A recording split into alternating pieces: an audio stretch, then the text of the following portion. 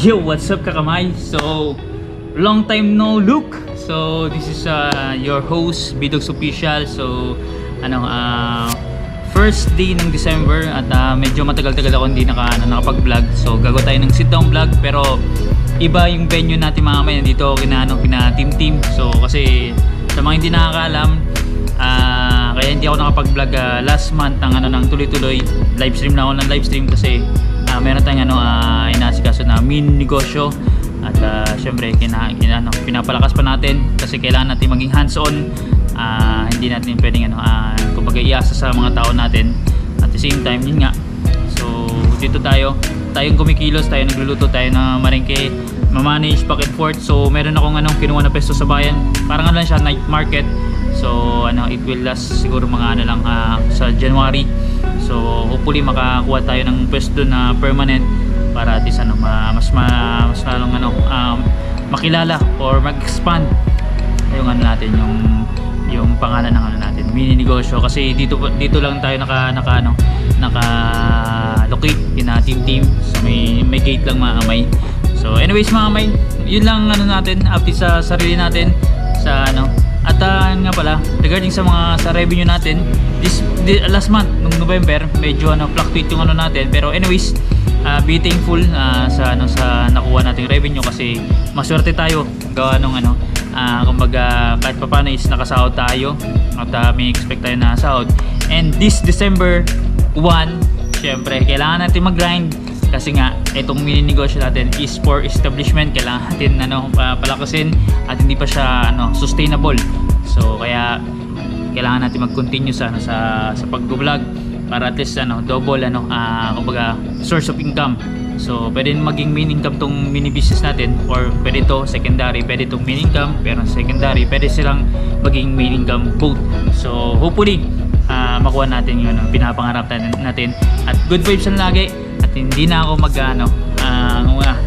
so yun, basta hindi na ako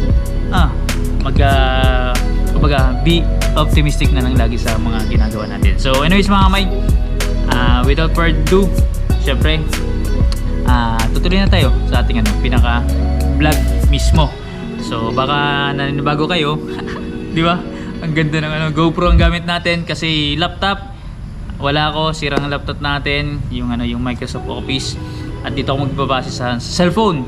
So pag-uusapan natin mga kamay ngayon at nabubulol ako is review and revenue update. Pero itong review and revenue update natin is gagamit ako ng social media platform which is yung Social Blade.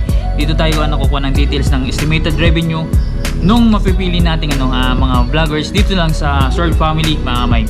So like I said, dito lang sa Sword Family. So hindi tayo lalabas at matagal na rin ako hindi nakapag-review and revenue update at at the same time nagsabi na rin ako na dapat itigil ko na, pero may nagsuggest na wag itigil, ituloy lang kasi mas ang iba kasi na-update. So anyways mga kamay, eto is yung kumbaga ang sinasabi na pinaka matatag na mga vloggers dito sa Sword Family. Kumbaga maganda yung performance all throughout, kumbaga hindi sila nagbabago. So namili lang tayo ng 5 at naka-random lang. So hindi na natin ilalagay sa top 1 kung sinong top 1 hanggang sa bottom. So natin pag-uusapan natin sila mga kamay. So yun, may pasensya na kayo, may tayo baka na tayo na aso kasi may aso dito may Dachshund dalawa, si Buchi tsaka si Biggie. So anyways mga kamay, lahat ng details syempre yung details mapapanood po sa side ng screen natin para masundan nyo po yung sinasabi natin. So anyways, etong first vlogger na ipipicture natin, si Kapanalig. So si Louie TV, meron siyang 244k na subscribers at ang dami niya nang na-upload mga kamay, 1,449 mga kamay. So yung total video views niya as per Social Blade is 66,247,015. So all throughout na yun mga kamay dun sa 1,449. Ngayon yung estimated revenue niya for the last 30 days yata ito mga kamay. So na-capture yung last month is nagre-range siya ng, ito mga kamay is estimated lang po nagre-range siya ng $265 up to 4.2k. So i-convert na lang sa Philippine peso, sabihin natin by 15. So sagad niya is nasa 200k mga kamay. So estimation lang po yan, minimum nasa I think nasa 10,000, 15,000. So yun po ano yun, revenue. So not bad mga kamay. At ganyan po ka-establish yung channel ni Kapanalig. So yun, dadako na tayo mga kamay sa next vlogger. Eto si Kabisig, si Romsel TV. So alam niyo naman po si Romsel is nakapokus po sa fishing talaga. At talagang doon siya yung parang pinaka niche hanggang ngayon. So hindi siya nagbabago mga kamay. So anyways, si Romsel TV meron siyang 251k subscribers. Congrats kasi naka 250k. Nakita kong post niya sa Facebook. Congrats kay kay Kabisig. At meron siyang total uploads na 876 uploads. At yung video views niya is umabot na po ng 80,358,324. So mas malaking niya ang views niya kay Louie at minimal lang ang uploads mga kamay. So ang lupit mga kamay. Percentage wise, mas malaking niya, percentage niya compared kay Kapanalig. So anyways, eto mga kamay, estimated monthly earnings niya sa kanyang channel is nagre-range ng $724 up to $11.6k. So that's around sa 50 na sa 30 plus up to $500,000. Sobra 500 to 600,000. Sagad na po yan. So ang ganda no mga may. Pag tayo din naman na nakakakuha ng ganyan is ang sarap sa feeling. Whew! Sana all. So anyways mga may, congrats kay Romsel. At mas malayo nang na narating niya sa kanyang career sa pag-vlog. Kaya kasi alam niyo naman po na ang dating trabaho niya ay Kabisig mga may. So eto mga may, pangatlo. Syempre, emerging talaga itong talaga nag-boom, as in hindi lang boom, talagang super boom ang channel. Si Kuya Noli Vlog, si Yo si Manoy.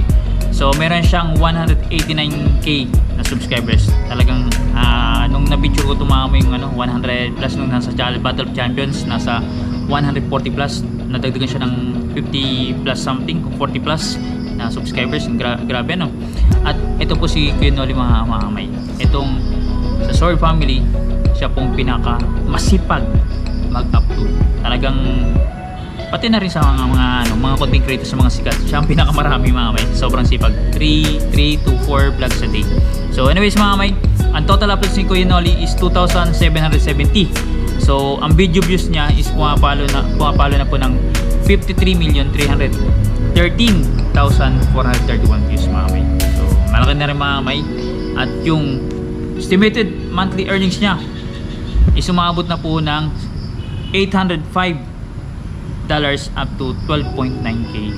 So that's around 40k pataas up to 600,000 plus. So estimation lang po yan mga may. So hindi natin alam kung anong talagang actual nila, kasi ang actual is sila lang po nakakaalam mga may. So kaya congrats kay Kuya Noli.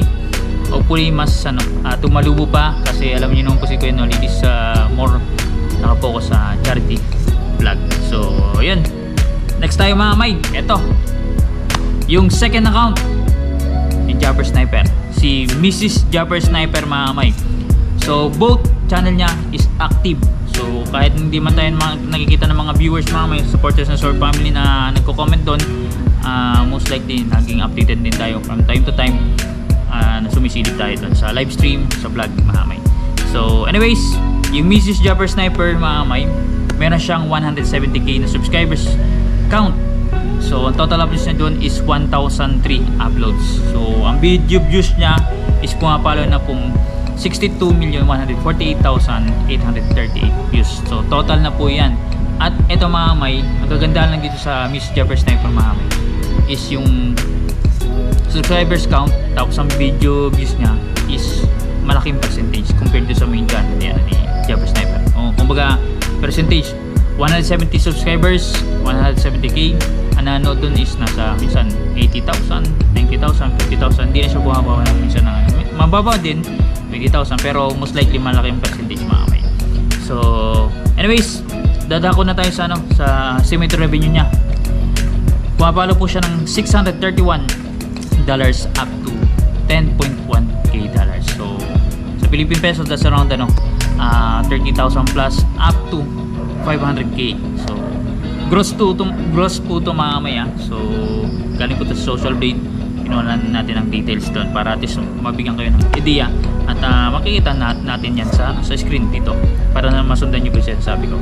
So ito na mga kamay, syempre pinakaabangan ng lahat ang main channel at pinaka-pinuno dito sa Family, si Japper Sniper Official.